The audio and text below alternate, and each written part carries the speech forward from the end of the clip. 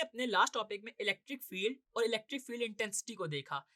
अब हमने उसमें ये बात की थी कि अगर इलेक्ट्रिक फील्ड के अंदर किसी चार्ज को प्लेस किया जाए तो वो चार्ज अपने ऊपर कोई ना कोई फोर्स को एक्सपीरियंस कर रहा होता है।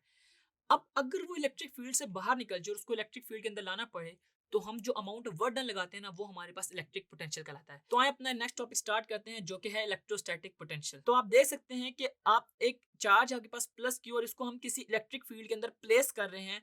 तो ये जो है इसके ऊपर कोई ना कोई फोर्स लग रही है और ये जो फोर्स की डायरेक्शन है वो पॉइंट ए से पॉइंट बी तक है।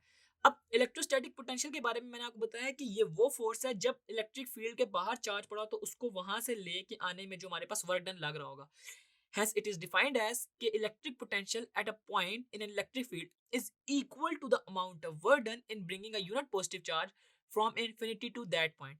अब from infinity क्या है? किस उस इलेक्ट्रिक फील्ड के बाहर कोई भी पॉइंट, यानी कि मैंने आपको बताया ना एक चार्ज के गेट कुछ इलेक्ट्रिक फील्ड है, उस इलेक्ट्रिक फील्ड के बाहर कोई भी पॉइंट जो है ना वो हमारे पास चार्ज के लिए क्या होगा, इनफाइनाइट पॉइंट होगा।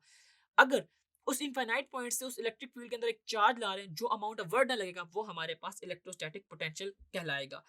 और इसको हम रिप्रेजेंट करते हैं V से, और V is equal to W/Q, यानी कि amount of work done per unit charge. ठीक है जी। इसके अलावा आपको ये बात पता होनी चाहिए कि जो हमारे पास चार्जेस है ना वो हमेशा हायर पोटेंशियल से लोअर पोटेंशियल की तरफ जा रहे होते हैं। अब हायर पोटेंशियल ना कन्वेंशनली हम लोग लेते हैं पॉजिटिव चार्जेस, यानी कि अगर मैं चार्ज को प्लेस करूं इन एन इलेक्ट्रिक फील्ड तो वो पॉजिटिव से नेगेटिव की तरफ मूव करेगा।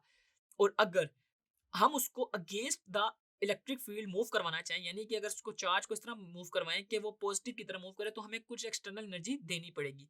या फिर अगर उसको हम जिस डायरेक्शन में वो जा रहा है तो वो हमें एनर्जी सप्लाई भी करेगा, यानी कि जहां पे हमें एनर्जी देनी पड़े तो अगर इसके ऑपोजिट प्रोसेस होगा तो वहां पे हम एनर्जी उससे ले भी सक रहे होंगे।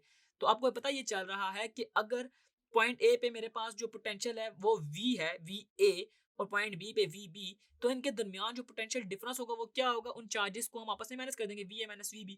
और अगर वो एनर्जी की बात करें तो वो QVA हो जाएगा ना, Q को V से मल्टीप्लाई करेंगे तो आपके पास जो energy supplied by the charge होगा वो Q into VA minus VB। Basically QVA minus QVB था, तो इसमें से Q को हमने कॉमन लिया है।